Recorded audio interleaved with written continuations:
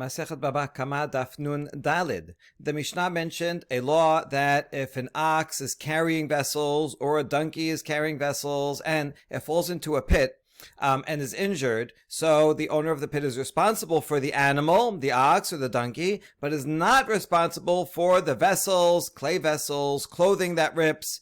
Those damages, one is not responsible if they are damaged in a pit. That is the law of the Mishnah. We're going to see a minority opinion that disagrees with that, and then we're going to look for sources for both of these opinions, a number of different possibilities for the source. So, Nafal letocho shor v'chalav nishtaberu v'chule matnitin delok Rabbi Yehuda. Tetanya Rabbi Yehuda mechayev al niske kelim bebod.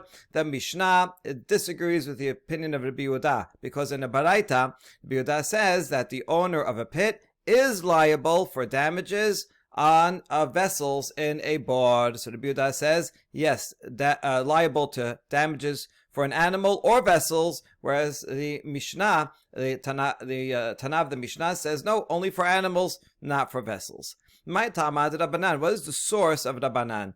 Damar Kerav Nafal Shama Shor o Hamor, Shor velo Adam, Hamor velo Kelim. The pasuk right here that we've seen a number of times says if someone opens up a pit or digs a pit and does not cover it, v'nafal shama shor or hamor. It gives examples of what can fall into it. So, does that mean only these two examples, an ox or a donkey? What about a horse? What about a bird? What about a human? What about a cup? Right, so we have to ask about all kinds of things. So this is really a good question about the peshat. What does it mean? Is it just giving a likely example, or is it really limiting to specific types of things? So this, the Rasha says, shor comes to exclude human beings. A human being is expected to watch where he's going and not fall down into a manhole, like in the cartoons. And so one is not liable. And the word hamor velo kelim comes to exclude vessels. The owner is not liable. Good. But Rabbi Yehuda, now what is Rabbi Yehuda going to do with this? O lerabot et hakelim. He says the word o shor o hamor. Here, this connecting word, shor o hamor, the word o, comes to include vessels. Good, Rabbanan, what do they do with the word o? O, mi ba'ale lechalek. We need o to teach me that these are two separate things. It's really the word or. If you don't have the word or between, and it says, v'nafal shama shor v'hamor, then you think, I'm only liable as the owner of a pit if both an ox and a donkey both fall in. Then I'm liable. Otherwise, if only one falls in, not so. So I need the word or just for the normal reading of the sentence to say either this or that. Rabbi Yehuda says, no, I don't even need the word or, because the word nafal is singular. So I know from the singular verb that it fell. Yeah, and I know, so it's either one of the animals. Rabbanan, can't you learn it from the singular verb? They say no. Nafal tuba mashma. Even a singular verb nafal can refer to many things falling. There are actually a number of places in Tanakh where you have a singular verb referring to more than one thing. Like here in Bemidbar 12. V'tedaber Miriam ve'Aharon b'Moshe. Miriam and Aharon both spoke, yet it says the verb, it's a singular, and it's also a feminine, v'tedaber, otherwise it would be v'daberu Miriam ve'Aharon. And so the peshat here, although there's a lot of midrashim, is that you can have a singular verb even though there is going to be more than one subject mentioned afterwards. All right, so that's how both of them deal with this pasuk. Fine. This is a good conclusion. We could stop here, but the Gemara wants to introduce other possibilities of ways that we could read this and related pisukim. So why are you using this mi'ut, right? Shor velo adam, shor velo adam hamor velo kelim, this, and to exclude that, we're using a method of mi'ut. Why not read it as follows? Ema, v'nafal kelal, shor v'hamor perat, kelal ufrat, en ba kelal ela ma she ba perat. Shor v'hamor in midi acharina la. I could read it as follows. V'nafal, if something falls in, if I had that word only, I would say anything that falls in. So that's a generalization. And then shor v'hamor is a perat, is giving particular examples, details. Now whenever you have a klal uprat, that comes together to teach me specifically only what is mentioned in the examples, which means only if an ox or a donkey fall in and nothing else. This is the only two items that I'd be liable for. So why don't I interpret the words that way instead of the way that we just did? Amri Baal Habor Yeshalem Hazad veKalal Kelal Ufrat uKalal Iyatadan Ela Ke'ayin HaPerat Ma Perat Mefarash Ba'alei Hayim Afkol Ba'alei Hayim. No, we go on and says Baal Habor Yeshalem. It's in the next pasuk, but that's okay. So it says Venafal, which means anything that falls. And then it says Shor and Chamor, giving two examples. And this is Baal Habor Yeshalem, he will pay. Sounds like he will pay. He pays for anything. So whenever you have a Kalal Uprat uKelal, that rule works by saying we're going to generalize from the examples things that have a particular aspect that they share with those examples. It's not only those two examples, but we have to figure out what's the defining character of those two examples, and then anything else like that. So what's interesting about a Shor and Hamor? Well, they are both living beings. So too, any living being. So that's what it comes to include. I have to pay for any living being. Now, if so, Ima Perat Meforash Tabash Niblata Metamea Bemaga Ubemasa Af Kol Dabash Niblata Metamea Bemaga Ubemasa Aval Ofot Lo. Wait a second, how do you know that that's the main thing that they have in common, that they are living beings, that they're animals? There's something else that's a smaller category that they have in common, which is that both an ox and a donkey, if they die, their carcass can cause tum'ah to anyone that touches or carries the carcass. So maybe that's what they have in particular. Not just any living being, but only any animal that has a halacha that if its carcass will impart tum'ah by touching or carrying, and that would exclude birds. Birds only, a bird carcass only imparts tum'ah by swallowing it, not by carrying it or touching it. So according to this, and this is not the halacha. The halacha we know from a later Mishnah is that one is liable if as the owner of a pit, both for animals and for birds. All animals, all birds. And so this would lead to a wrong conclusion. But if you do klal uprat uklal, how do you know that you should generalize it to all animals, including birds? Maybe it should be only these types of animals and not birds. No, if it meant to be a smaller category, then you know what? It would have said only one example, either Shor or Hamor. The fact that it says two, says expand it a little more and say not just animals that cause tum'ah, but also birds as well by adding another word. And then we say, wait a second, that wouldn't really be practical to have only one example of an animal, because henichtov, which one would you pick? Either way, you would have an even smaller category that would definitely be wrong. If it had only short, I would say only animals that are kosher animals that can be offered on the mizbeach.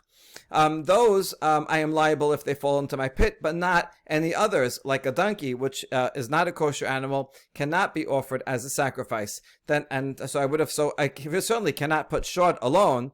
If it said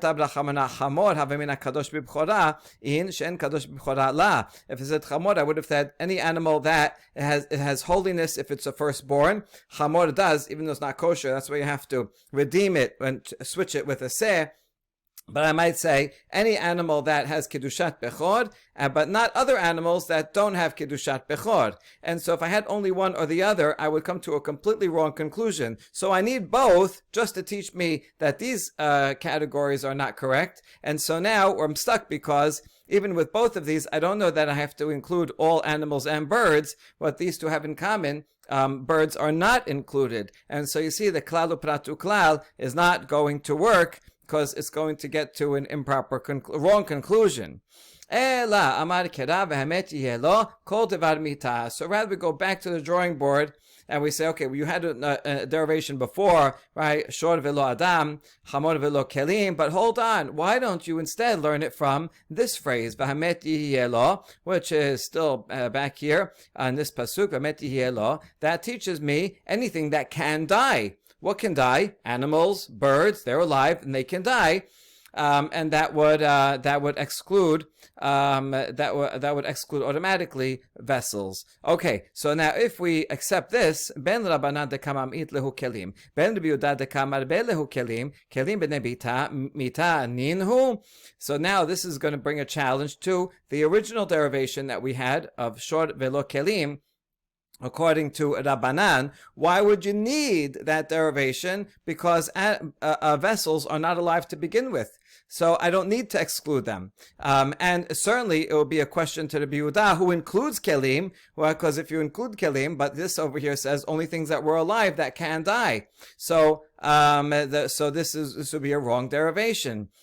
Right, so can kelim die? That they would be even included in this in the first place? And the answer is amre shevidatan zohi mitatan. Yes, in fact, a vessel, even though it's not living and breathing and eating, but if it breaks, that's what you call its death, right? It is a thing that can be usable and then be broken. That's the same as being alive and then being dead. And so therefore, v'hamet yihielo, like the shattered, let's say, if kelim were included, which they are according to the Yehuda, you would say as follows: this thing that breaks, okay, the owner of the pit keeps the broken shards of this glass bowl. If they're worth something, he can use them. So in fact, kelim could theoretically be included in this v'hamet yihielo, and the Yehuda will say yes, they're included, and Rabbanan will say no, I need hamor velo kelim to teach me not so.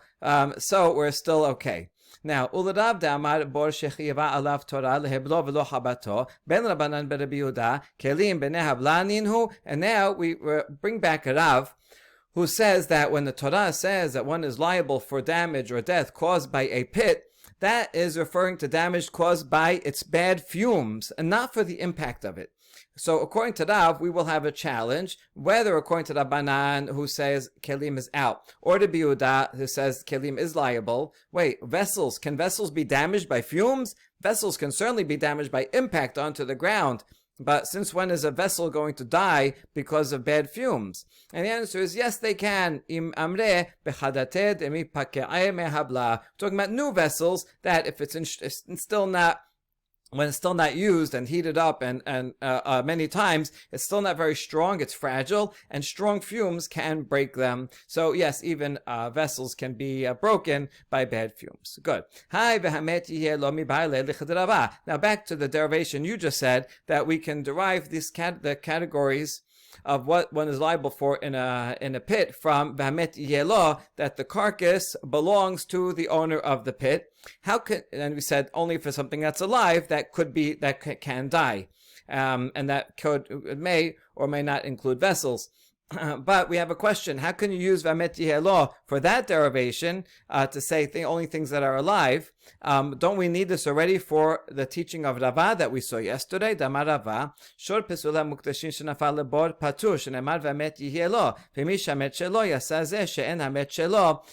That if an ox that was consecrated, even if it was disqualified, and it still has a level of holiness and cannot be used for any purpose, and it falls into a pit, the owner of the pit is not liable, because the pasuk says he keeps the carcass. He only is liable to pay in a case where he can keep the carcass.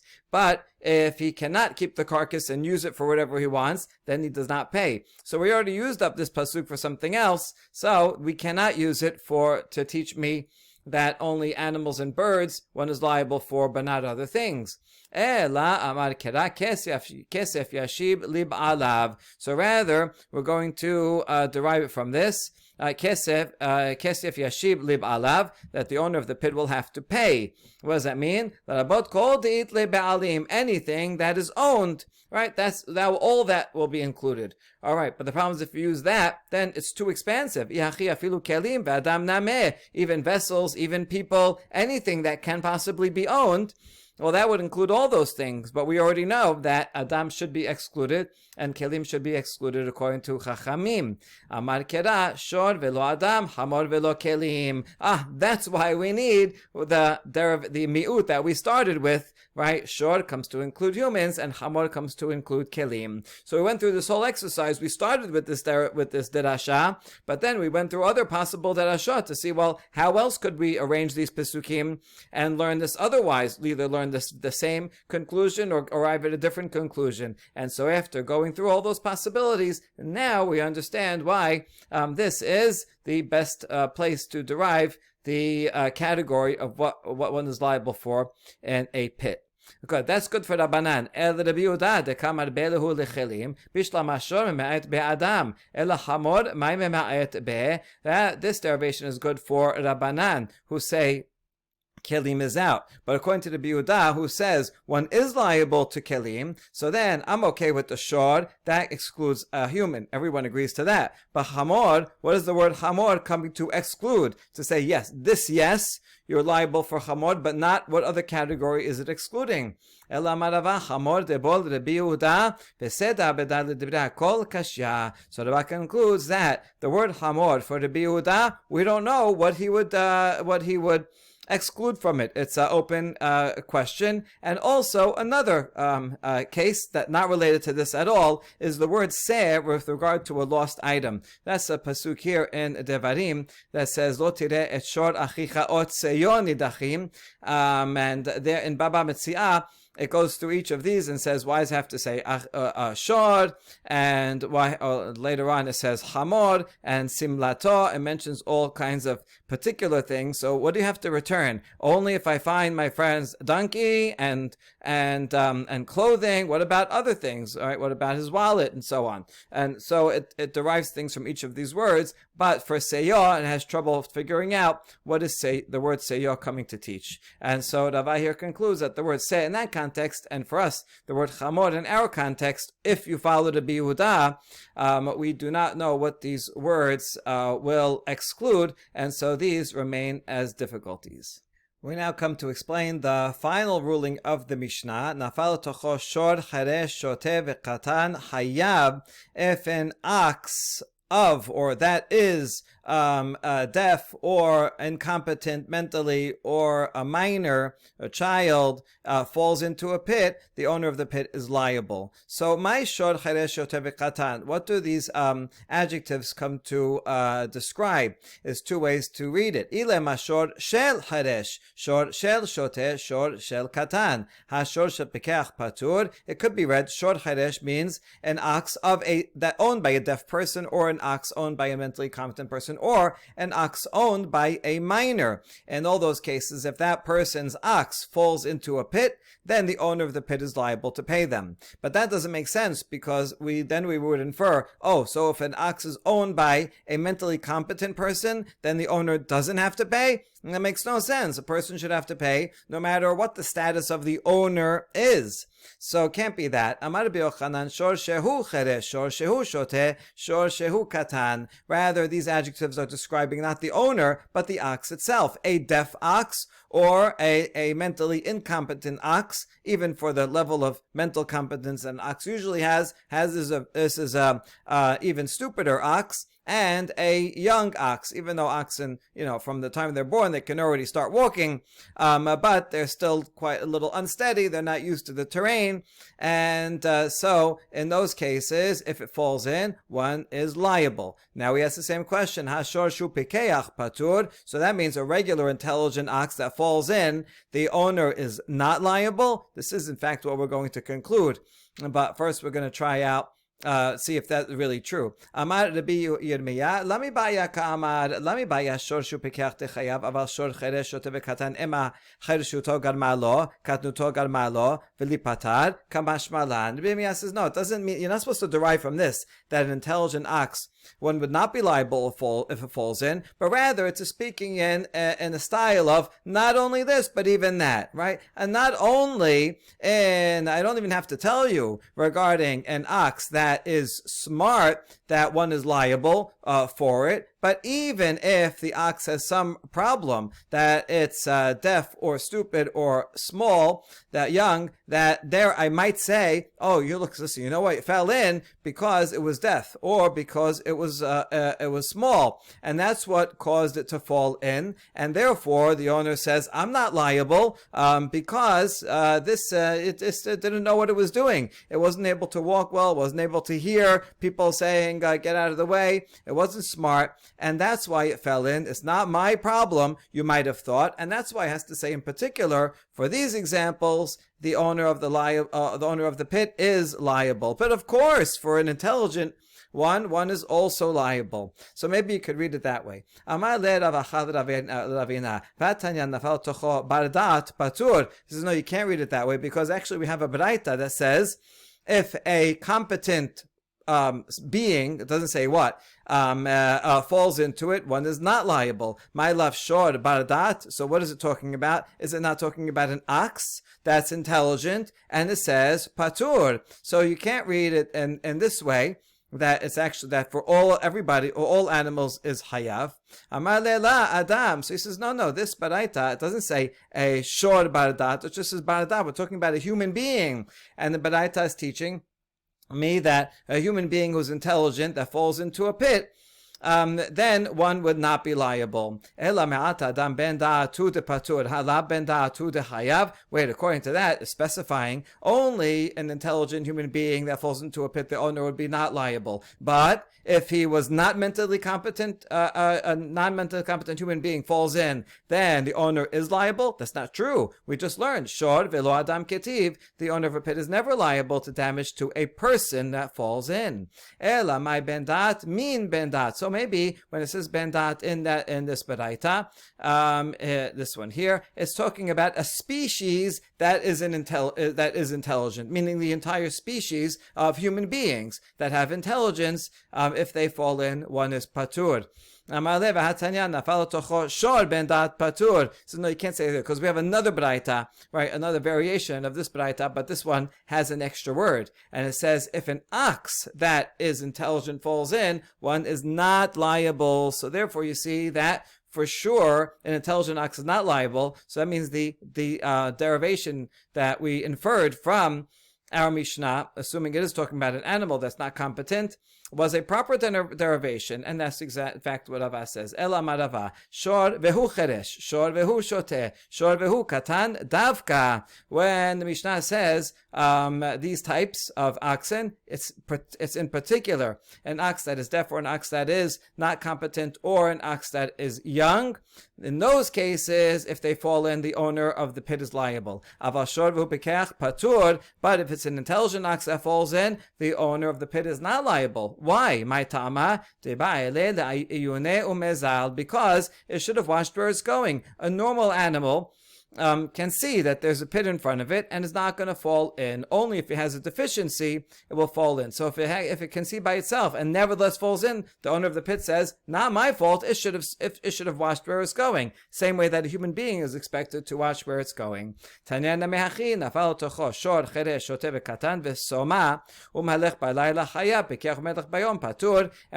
yet another baraita that backs up Rava's interpretation, because it says that if an ox that had a deficiency, if deaf or mentally competent or young, or a blind one, or if any ox that's walking at night where it's hard to see falls in, then the owner of the pit is liable, because he's the one that caused. What was the ox supposed to do? But if it was a smart ox walking during the daytime, then it should have seen the pit, and if it wasn't looking where it was going and fell in, then the owner of the pit is not liable. That brings us to the next Mishnah. Echad shor ve'echad kol behema linfilat tabor ul hafrashat har Sinai ul tashlume kefel ul hashabat abeda lifrika lachasima lechil'ayim ul shabbat. This halakha that we stated before, that when it comes to falling into a pit, one is liable for any animal, and including birds, as we're going to say in a second. This definition of when it says In other halachot also, it might mention shor or hamor, but in all these cases, it will include all animals. So the fact that it's a shor, not only a shor, but that includes all animals, and that includes domesticated, wild animals, kosher, not kosher. That is true for falling into a pit. It is also true for when the Torah says at Hamamad Har Sinai, make sure all the animals do not come close and touch Har Sinai. That includes all animals. And if a thief steals an animal, he has to pay double.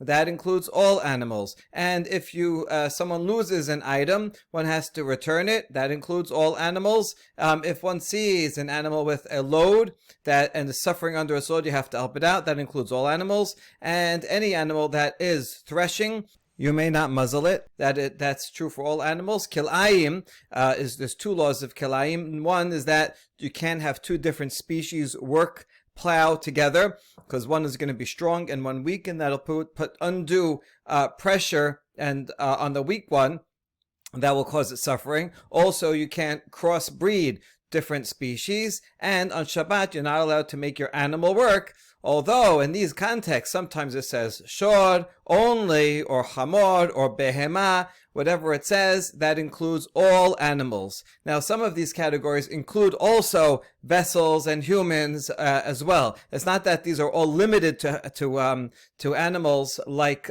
falling into a pit is, right? The other things, the other categories do apply to humans and vessels and other things. But the point here is that when we say shor or animal, it includes all types of animals. V'chen chaya ve'ov kayoseh bahen, and it also includes birds and non-domesticated animals. Im ken lama ne'emar shor or hamor ela shediber hakatuv behoveh. So we ask, then why does the Torah in these cases mention ox or donkey? Because it's giving a common example. These were the very common animals that were around, that were being used, that were carrying things, or that got lost, or that needed muzzling, or that would be crossbred. So these are just common cases, and that's why Torah mentions common cases. Shabbat also, these are work animals, and so that's why it gives these examples. But it doesn't mean to limit these laws only to an ox or donkey if it says that. So now we're going to give a derivation for each item in the Mishnah. Lin filat tabor, kesef yashib lebalav, ketib, kol de'it leba'alim kedamaran. How do we know that animals that fall into a bor, one is liable, and not just a donkey and an ox that are mentioned in the pasuk? Because the pasuk also says that the owner of the pit has to pay to the owner. So pay means any item, and we saw already just in the previous sugya that this comes to include any items, and then it excludes humans, and according to Rabbanan excludes vessels as well from shor and the word hamor. But otherwise, it will include all animals and birds. Lafrashat har Sinai im behema im ish lo yichyeh vechaya bichlal behema havya ve'im lerabot et ha'ofot. At Har Sinai, when it says that the mountain is holy, so make sure, Hashem tells Moshe, make sure to make a border around it so that none will come close. And it says whether it's a behema or a human, if it touches the Har Sinai, it will not live. So you see behema, that means any behema, and wild animals are included in behema. And the word im, extra word im, comes to include also birds. L'tashlume kefel, if one is a thief, and then he has to pay back double, that includes all these items. Kedamarinan al kol devar pesha kalal kol devar peshi'ah. This pasuk is in the context of a shomer. If a shomer is negligent and steals something himself, and then the owner is found out, the owner identifies, that's my item and you were stealing it, so he has to pay back double.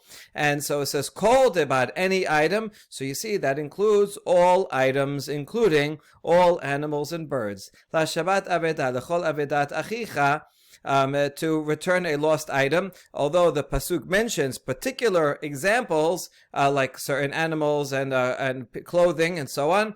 But since the pasuk ends, the chol avedat achicha, anything that your friend loses, so that comes to include not just a donkey and not just his clothing, but it comes to include any item. Lifri, and that would certainly include all animals and birds. Lifri kayalif hamor mi Shabbat, to unload a donkey. The Torah says a donkey that's suffering under its load, you have to help it out and unload it. So it says hamor there, but we make a gezerah Shabbat. It also says hamor regarding the prohibition of working your animals on Shabbat. And so just like regarding Shabbat, even though it says hamor, one is not allowed to work any of his animals on Shabbat. So hamor means all animals in Shabbat. So the gezerah Shabbat teaches that for unloading an animal that's suffering also includes not only a donkey, but all animals.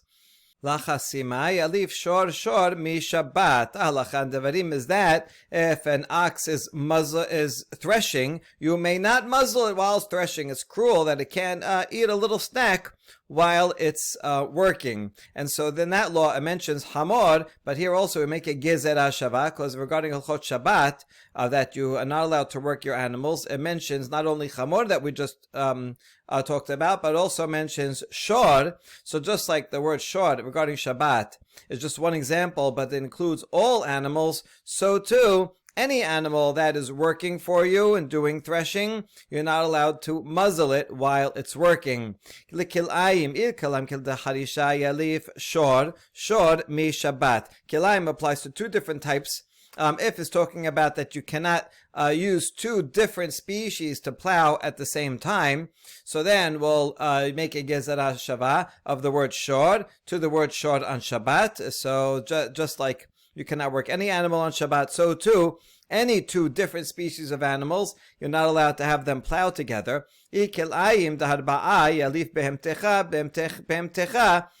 Shabbat. And if it's talking about crossbreeding, well then we will also make a gezerah Shavah, says the word behemtecha, in the context of crossbreeding, and it also says that word in the context of Shabbat. So just like for Shabbat, it means any animal, any bird, so too regarding crossbreeding, it means any animal and any bird. Shabbat minalan. Now a lot of these items before we derived from Shabbat, and that's why it's the last on the list. In the Mishnah, bod is the first on the list because that's the context of what we're talking about in this entire Perek, and then it goes in the order of Pisukim in the Torah, but it ends with Shabbat because that's the derivation of a lot of the items. So how about Shabbat itself? How do we know that all animals and birds one cannot work on Shabbat? Tanya.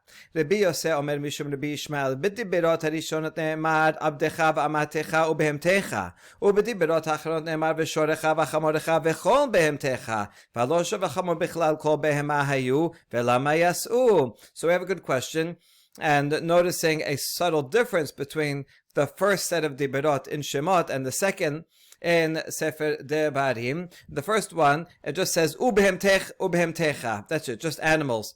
But in the second one, it gives two examples of an ox and a donkey, and then it says vechol, all animals. So we're going to have to analyze each of these words. It has to mean something. So since it says v'chol behemtecha, why do I need to mention in Devarim also shor and hamor? Lomar lecha ma shor v'hamor amur kan chaya ve'of kayoseh bahen, af kol chaya ve'of kayoseh bahen.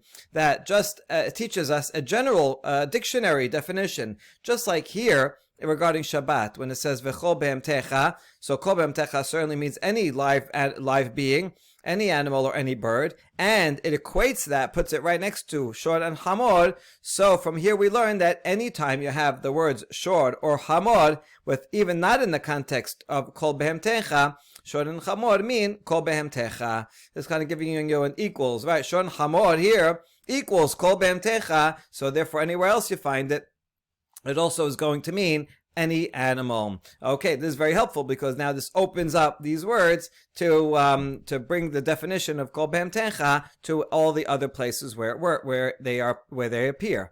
Ema behema didiberot arishonot kelal, shorecha v'chamorecha didiberot ha'achronot perat, kelal uprat en bakelal ela ma shebaprat, shor v'chamorin midi acharina la. Says, hold on, you just learned this as kol behemtecha, as ribui includes everything, and shor and chamor are equal to everything. But who says that that's the proper way to read it? There's another way you can apply a different exegetical principle of klal uprat uklal. Here, the klal is behemtecha, that's said in Sefer Shemot. Then the perat jumps to Sefer Devarim. This is unusual. Usually, klal uprat uklal are all within one pasuk or two pasukim back to back. Here, it's jumping from one to the other, but it's justified because it's the same text. They're both Aseret HaDiberot, and so we're reading it as if we're conflating both sets of Aseret HaDiberot and making into one, like as a wormhole that connects the pasuk in Shemot to the one in Devarim, so as if it's right next to it. Okay, anyway, so it says behemtecha as a kelal. Then it says shorecha v'chamorecha, and that is an example detail. Kelal uprat en bakelal ela ma she baprat. So shor v'chamorin midi acharini anira la. If we just read the klal and then the prat without the chol behemtecha, so the rule is klal uprat is only those examples, and so therefore we would say one is only not allowed to work his ox and his donkey on Shabbat, but you can work any other animal and any other bird on Shabbat. Would that be a proper derivation? No. Amri v'chol behemtecha didiberot achronot chazav v'kalal klal uprat uklal e'atadan ela ken aperat. So since the kol behemtecha has a generalization again, so then we say this is general, detail, general, and then we look at what's a significant characteristic of the details, and we'll expand, generalize from that. Ma pirat meforash ba'alei chayim, afkol ba'alei chayim, just like shor and hamor are live beings, animals, so too any live being, any animal, and any bird would be included. So this is another way to come to the same derivation we had before, but this one doesn't work as well, because ve'ema ma pirat meforash davar shenivlato metameh b'magav masaf, kol davar shenivlato metameh b'magav masaf aval ofot lo. No, maybe the common denominator between ox and a donkey is that in both cases their carcass imparts tum'ah, both by touching it and by carrying it. So maybe any animal that imparts tum'ah by touching or carrying it is what you're not allowed to work on Shabbat, but birds that do not impart tum'ah in that way, one would be permitted to work birds on Shabbat. So that would come to an improper conclusion. Hold on, we can save our klal uprat uklal, because if it was teaching just that that animals that become that cause tum'ah you're not allowed to use, but not birds, well then it would have said only one word in the detail, either short or hamor. But the fact that it says both says, you know what? Include a few more things, include another layer of categories that will include birds. But then we say, no, that doesn't work. Which one would, if we could say only one, which one would we pick? If it only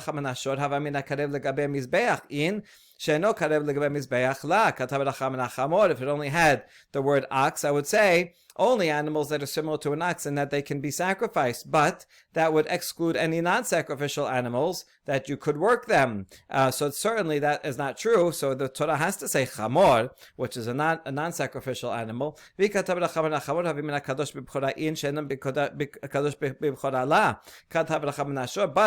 had only chamor, I would say animals that are holy as firstborn, those are included, and you can't work on Shabbat. But any other animal that does not have the law of Bechor would not be included. So that's not true either. That's why I need shor to tell me that it's referring to all animals. Ela v'chol behemtecha ribuyahu. So you see that we cannot learn with just one word, and we could conclude therefore that the common denominator is only animals where the nevela imparts tum'ah, but that would exclude birds, and then we would get to the wrong conclusion. So we're not going to work. It's not going to work well if we assume a klal uprat uklal. So therefore we reject that. Ela v'chol behemtecha ribuyahu. Instead of using klal uprat uklal, that's the klal uprat uklal associated with Rabbi Ishmael. Instead, we're going to use the other system that's associated with Rabbi Akiva of ribuy and mi'ut, and we're going to say the word the v'chol particle is an inclusive inclusive word, v'chol behemtecha, and that will include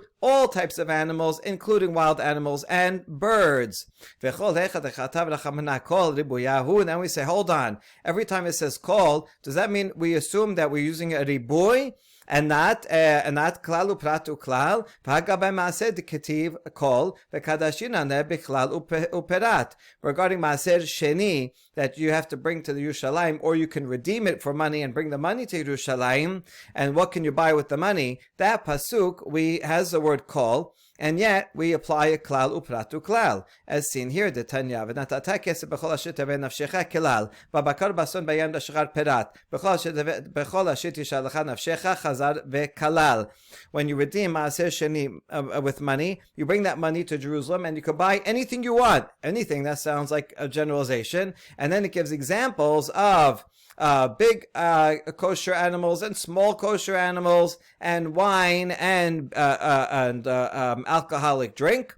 And so those are specific examples. So, but it's not, is it only that? Then it says anything you want. So that's a klal upratu klal. Klal upratu klal, etadan ken aperat, ma'aperat mefarash peri meperi v'gidule karka, avkol peri meperi v'gidule karka. We learned that it's not only that these 4 items are what you could buy, but rather you could buy anything that is produce of produce, meaning it grows from something else that is also a growth. And furthermore, it has to be something that grows from the ground. That certainly includes fruits and vegetables, also animals that eat from the ground and that are born of other animals. And so you can buy food items like that and animals. And so that's what it comes to include. So we see here is that even though it says the word kol, in the kol asher tishalecha nafshecha, also here bechol asher taveh nafshecha, still we treat the kol as part of a klal upratu klal, and we do not assume that the word kol is going to be a ribuy as you just did. So what's the difference? A couple of answers. One, amre bechol kelala kol ribuya. Maybe in maaser sheni it says bechol over here and also bechol. That's why when it says bechol, you assume it's part of a klal upratu klal. But kol by itself, as it says in our case, vechol behemtecha in the context of Shabbat. So here, since it's not bechol, but rather just chol, that's why it's a ribuy, and then that works well. That's one answer. Or you could say, even the word kol without a bet can be used in the klal upratu klal. Miu hai kol dehacha ribuyahu medavar lemechtav ubehemtecha kedichtiv b'dibrot harishonot v'chtav v'chol behemtecha shma mina ribuya. But here it's clear that it's a ribuy because it could have said just ubehemtecha as it says in Sefer Shemot in the first appearance of the 10 Commandments. Since it says in Devarim vechol, so then that has a special significance. Notice, because we have 2 parallel texts, and one just says ubehemtecha, and the other one adds vechol behemtecha, that makes the kol stand out. Say, learn something from me. I'm coming to include something, and that's why here in particular we're not treating it as part of a klal upratu klal, but rather by itself as an inclusive category to say any animals, including all animals and birds.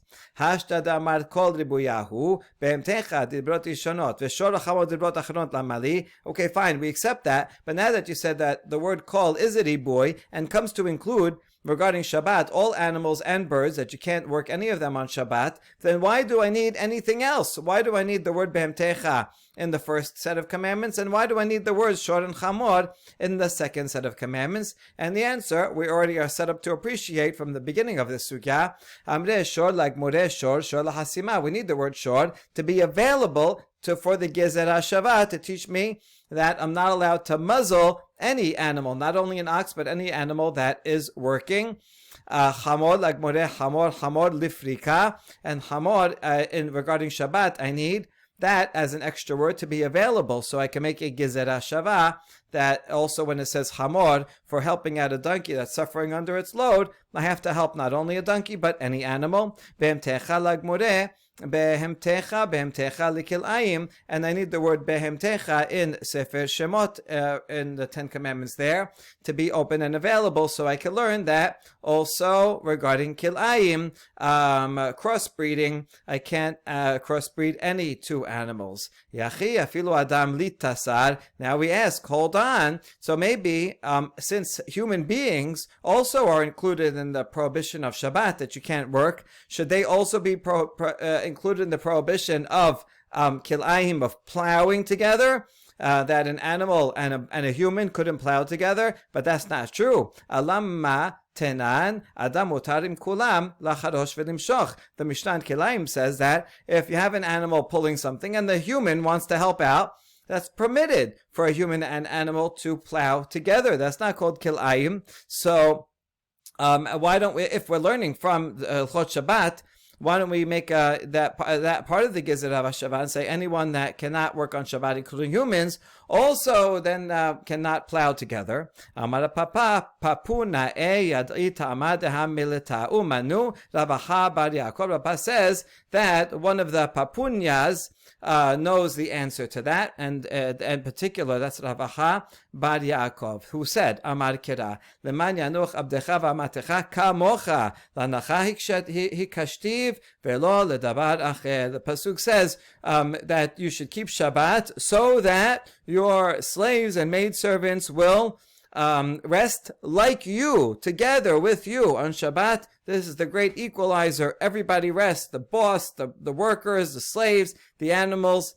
But this means that in what way, and where are they similar? Where are the humans similar to animals? Only regarding resting on Shabbat. So this comes to say that humans and animals have the same prohibition on Shabbat, but not regarding other matters. So it says that the similarity is only for Shabbat, but when it comes to kil'ayim, working together, there the prohibition does not apply. And if a human wants to help out with an animal in plowing and working together, then that is permitted. Baruch Adonai Le'olam, Amen ve'amen.